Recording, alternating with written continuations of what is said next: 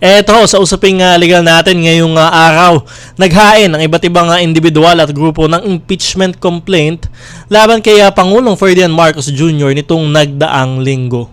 Sa tatlong impeachment complaints, isa lamang ang tinanggap ng Kongreso at dalawa dito ay hindi tinanggap dahil wala si House Secretary Cheloy Garafil sa kanyang opisina.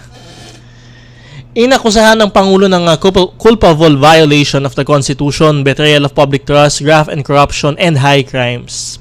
Nanindigan naman ng Malacanang na walang impeachable offense na ginagawa ang Pangulo. Kaya naman sa ating tanong sa bayan ngayong Sabado, January 24, 2026, ano ang reaksyon mo sa paghahain ng impeachment complaints laban kay Pangulong Marcos Jr.? Ito, ulitin lamang ho natin ha. Ano ang reaksyon mo sa paghahain ng impeachment complaints laban kay Pangulong Marcos Jr.?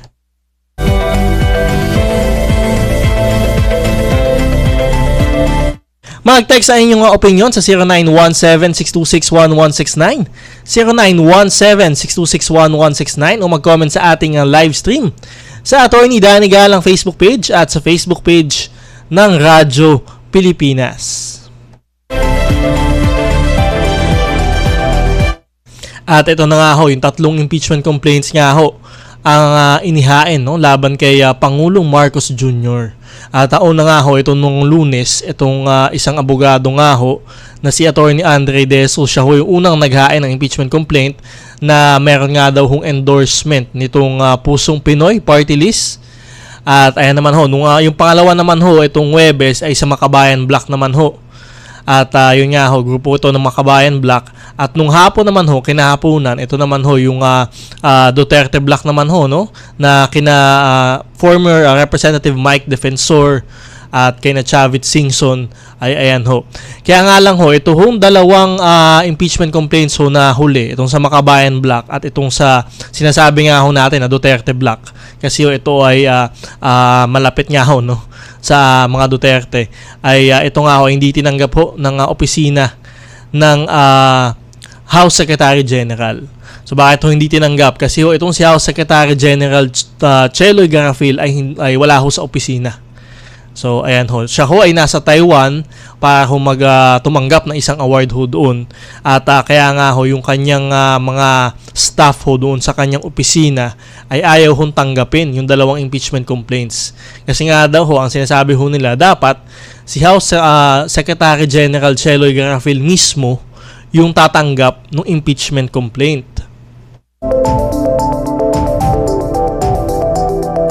Ay nung Lunes ho, ay personal niya natanggap yung impeachment complaint galing kay Attorney Andre De Jesus. So pero yung dalawa ho ay wala na ho siya dito sa Pilipinas noong ifinal noong Huwebes nga ho, no.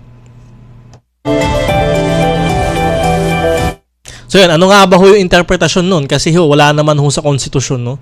Yung paghahain ng impeachment complaint or pag-aabot mismo doon sa House Secretary General. Hindi lamang ho doon sa kanyang opisina, lalo na ho doon sa tao. So wala ho yan makikita nyo doon sa konstitusyon, wala ho nakalagay doon. Siyempre proceedings na ho yan noong House or House of Representatives. Kasi ho sila lamang ho ang may karapatan, no? Na mag-initiate ng impeachment complaint laban ho doon sa mga impeachable officers. So ayan ho. Pero yun nga ho, wala ho yun. So ano ho ba yung interpretasyon nung dapat? Kasi sinasabi ng mga tao ay dapat ministerial lamang yung duty ng House Secretary General na tumanggap o nung kanyang opisina na tumanggap. Ay kasi nga ho, kung sasabihin ho natin na yung sa individual mismo ang tatanggap at hindi yung kanyang opisina, then may mga kritiko na nagsasabi, edi maaari na lang magtago yung House Secretary General para wala na hong ma-impeach, hindi ho ba? So ganun ho, bakit nga ba hindi tinanggap nung kanyang opisina yung mga impeachment complaints? Ay yan ho ang aabangan ho natin sa mga susunod na araw. So paano ho ito mare-reconcile, ano?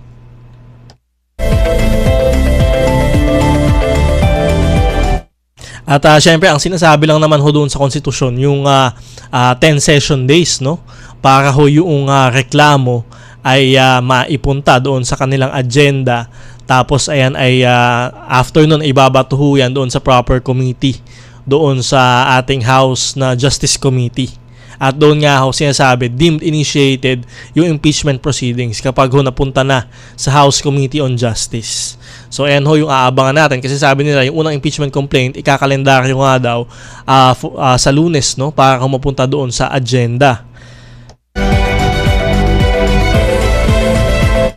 So yan ho, ang sinasabi ho nila, ang impeachable offenses ng Pangulo ay yung culpable violation of the Constitution, betrayal of public trust, graft and corruption, and high crimes. Pero yun nga ho, ay dito ho sinasabi dun sa unang tinanggap na impeachment complaint, itong kay Attorney Andre De Jesus, ay sinasabing mahina nga daw ho yung basehan ng mga impeachable offenses, no, na ibinabato sa Pangulo. So, unang-unang sinasabi ho nila na pagkikidnap kay dating Pangulong Duterte.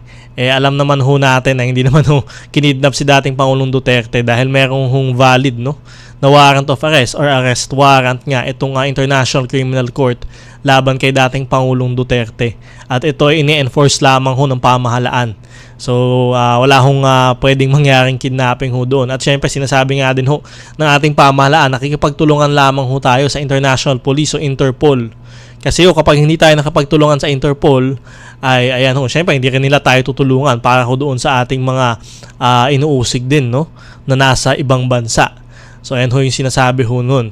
At ikalawa naman ho, yung betrayal of public trust, sinasabi na rin ho dahil nga ho dun sa mga unprogrammed appropriations na pinirmahan nga ho ng Pangulo, ay ito naman ho ay ang unprogrammed appropriations ay Kongreso naman ho, no, ang naglagay nitong provision ho na ito doon sa General Appropriations Act o GAA. So yan ho ba ay sapat na para ho sabihin na impeachable offense laban sa Pangulo? Ayan ho, titingnan ho natin yan sa mga susunod na araw din.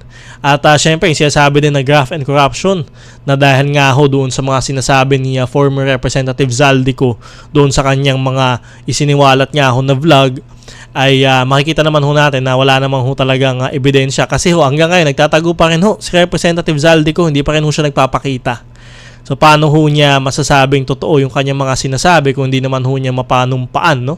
Mapanumpaan sa isang proper proceeding o proper tribunal. So hanggat hindi ho siya nagpapakita, hanggat hindi ho siya nagfa-file o naghahain ng kanyang mga sworn statements, affidavits, then talagang masasabi lang ho natin na kuro lamang ho, no, yung kanyang mga sinasabi doon sa kanyang mga previous na mga issuances o mga vlogs nga ho, no, kung tatawagin ho natin. So sa madaling sabi ho, yung sa unang impeachment complaint, ito sinasabi ho ng mga nag-obserba, ito ho ay mahina kasi 15 pages lamang at wala hong ebidensya na naka-attach ho doon sa impeachment complaint.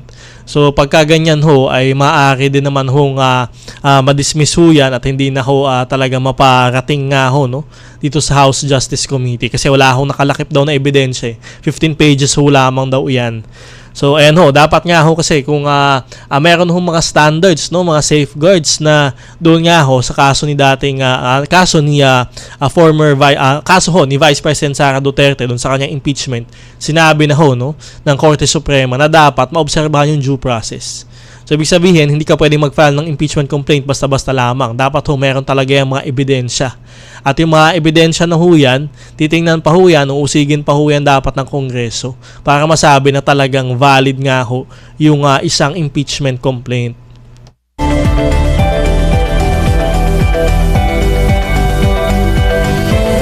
Kaya yan ho, bigla ho naghain, napahain ho ng impeachment complaints yung Makabayan Block at yung Duterte Block nga ho na nagsasabi nga na kasi nga ho weak yung impeachment complaint doon sa unang impeachment complaint nga ho.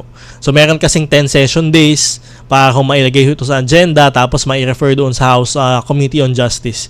At yun nga ho ang sinasabi ho natin kanina, kapag na-refer na ho doon sa Justice Committee ay yun na ho yung mag-i-initiate ho na impeachment proceedings. Yun na ho yung sinasabi sa konstitusyon, no? At yun na ho yung magte-trigger ng 1-year bar rule. So ibig sabihin ho, after nung ma-initiate na ho yan, ay hindi na ho pwedeng maghain ng panibagong impeachment complaint laban sa Pangulo doon sa after na sa pagitan nga ng within 1 year from the time na na-initiate yung impeachment complaint, no, or impeachment proceedings na file nga ho, na refer na doon sa House Committee on Justice. Kaya ayan ho, nag-uunahan sila kung sino nga ho talaga yung makakapaghahain ng valid na impeachment complaint. So ayan ho, titingnan ho natin yan dito sa mga susunod na linggo. Dito sa susunod na linggo nga ho, kasi wala pa naman hong anunsyo, no? Kung siya ho, Secretary General Cheloy Garafil ay nandito na sa Pilipinas. Kasi sa Lunes, babalik daw yung ibang naghain sa Lunes para ho talagang personal niyang tanggapin yung mga impeachment complaints. So, ayan ho. Titingnan ho natin yan sa susunod na linggo, no? Kung ano yung mangyayari dito sa mga impeachment complaints. At doon nga ako sinasabi ng weak na impeachment complaints. At kung may basehan nga ba ho talaga itong mga fina-file nga ho sa laban sa ating Pangulong Marcos Jr. Pero yun nga, sinasabi ho natin, sinabi na rin ho ng Malacanang na wala hong basehan itong mga impeachment or mga impeachable offenses na nakalagay nga ho dito sa mga unang naghain ng impeachment complaint.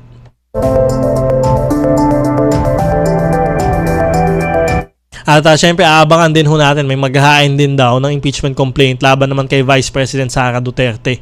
Kasi yung February 6, 2026, yan ho yung dulo ng 1-year bar rule. So after ho ng February 6, tingnan ho natin kung talaga may mga maghahain. May mga nakausap ho tayo dito sa ating programa na nagsasabi na meron talagang maghahain na impeachment complaint laban kay Vice President Sara Duterte.